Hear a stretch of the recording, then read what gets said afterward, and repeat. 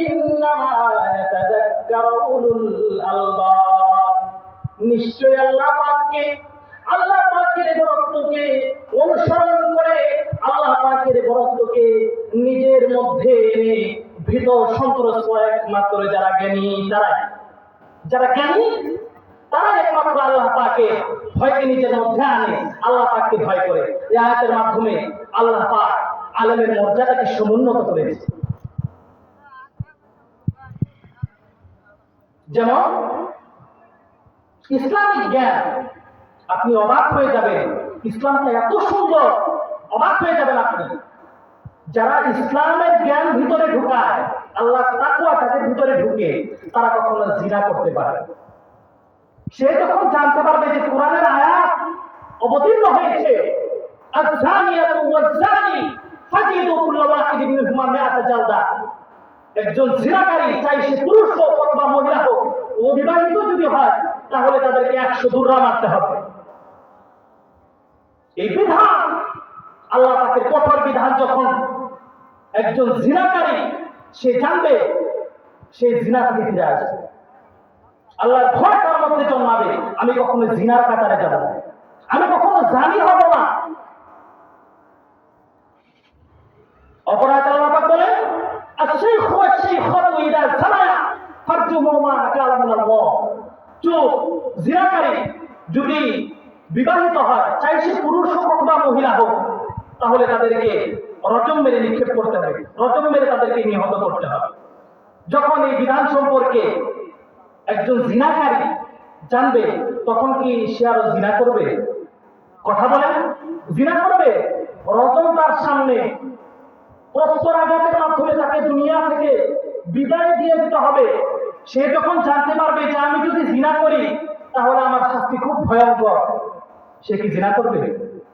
ইসলামটা দেখেন কত সুন্দর, যেখানে কঠোর হতে বলেছেন আল্লাহ পাক, ওই জায়গার মধ্যেও কল্যাণ আছে, আর যে জায়গার মধ্যে নরম হতে বলেছেন ওই জায়গার মধ্যেও কল্যাণ আছে। আজকে বিভিন্ন জায়গার মধ্যে মানুষ, ঢাকা শহর বলতে শুধু ঢাকা শহর না, গ্রামগঞ্জে প্রত্যেকটা সেক্টরে আম জনতা রাত্রেবেলা গাড়ি চালাতে হয়। রাত্রে যদি ডাকাতে ধরে, গাড়িটা যদি নিয়ে যায়, আমাকে যদি হত্যা করে, একটি ভয় তার মধ্যে কাজ করছে, একটি ভয় তার মধ্যে কাজ করে।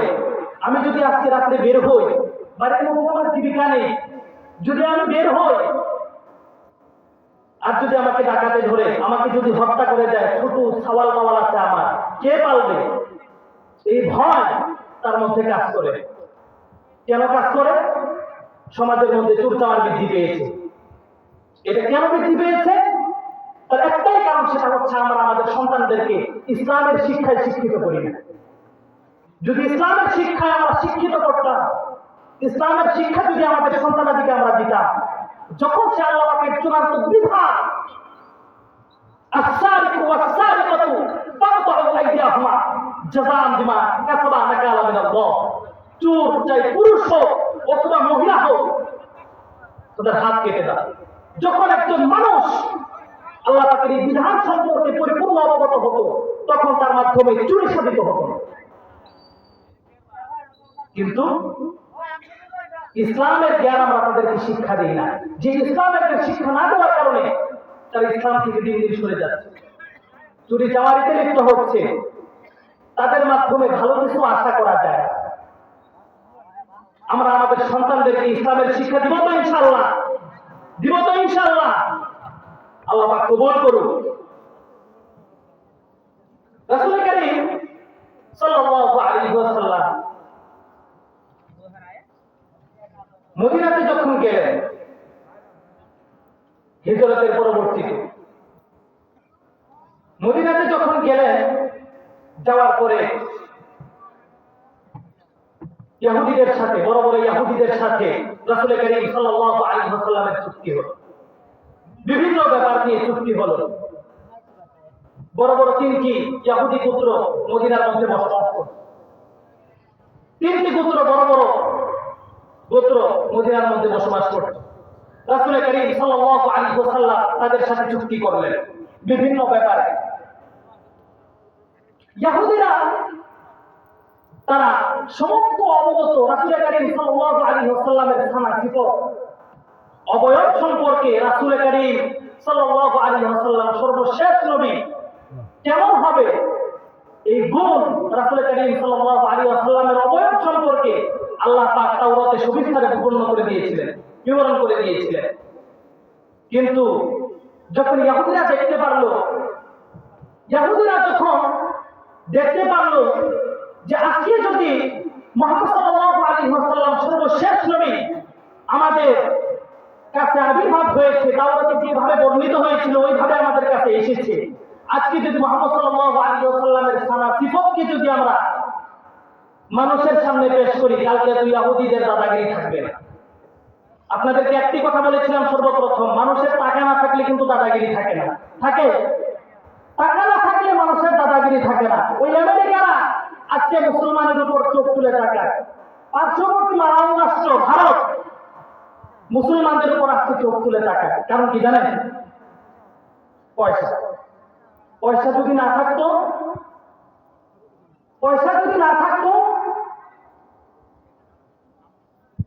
একটা কুকুরও দাম দিত না। পয়সা যদি না থাকতো, পয়সার জন্য আজকে মুসলমানদের উপর তারা টেকলায়, মুসলমানদের তারা হুমকি ধামকি দেয়। তো রাসূল কারীম সাল্লাল্লাহু আলাইহি ওয়াসাল্লাম যখন মদিনায় গেলেন, ইহুদিদের সাথে চুক্তি হলো বিভিন্ন ব্যাপারে। ইহুদিরা সমস্ত অবগত রাসূলের সানা সিফত সম্পর্কে, তারা গোপন করলো। আহারে, যদি আজকে রাসূলের আনুগত্য আমরা মেনে নিই, মুহাম্মদ সাল্লাল্লাহু আলাইহি ওয়াসাল্লাম সর্বশেষ রাসূল, এটা যদি আমরা মেনে নিই, তাহলে তো আগামীকাল থেকে আমাদের দাদাগিরি থাকবে না। সমস্ত মানুষ আস্তে আস্তে মুহাম্মদ সাল্লাল্লাহু আলাইহি ওয়াসাল্লামের দিকে ধাবিত হবে।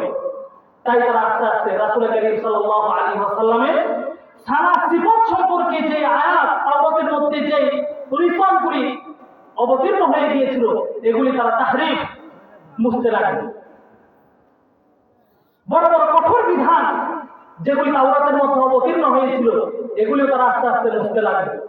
বর্তমান যে আমরা তাওরাত দেখি, Bible, old testament, new testament, এগুলি তো সব বিকৃত।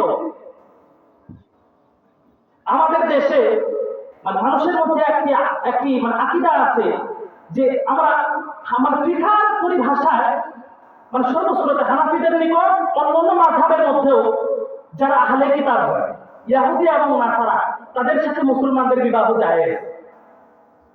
আহলে কিতাব কারা? যারা আল্লাযীনা ইউসাদ্দিকুনা বিত-তাওরাত ওয়াল ইনজিল, যারা তাওরাত এবং ইনজিলকে সত্যায়ন করে, এরা হচ্ছে আহলে কিতাব।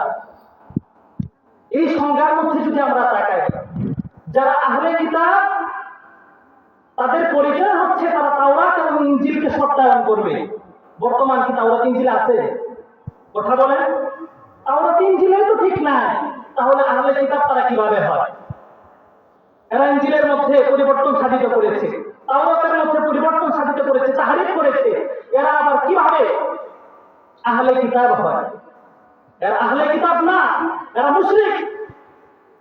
যারা হযরত ঈসাকে আল্লাহর পুত্র বলে সাব্যস্ত করেছে, নাসারারা। আর ইহুদিরা হযরত উযাইরকে আল্লাহর পুত্র বলে সাব্যস্ত করেছে। এরা আহলে কিতাব না। তো রাসূল কারীম সাল্লাল্লাহু আলাইহি ওয়াসাল্লাম আসার পরে আল্লাহ চূড়ান্ত বিধান মদিনার মধ্যে অবতীর্ণ করলেন। আহাল্লাল্লাহুল বাইআ ওয়া হারামার রিবা, আল্লাহ পাক তোমাদের উপর সুদকে হারাম করেছে এবং ক্রয় বিক্রয়কে হালাল করেছে। মুসলমানদেরকে বলতে লাগলেন,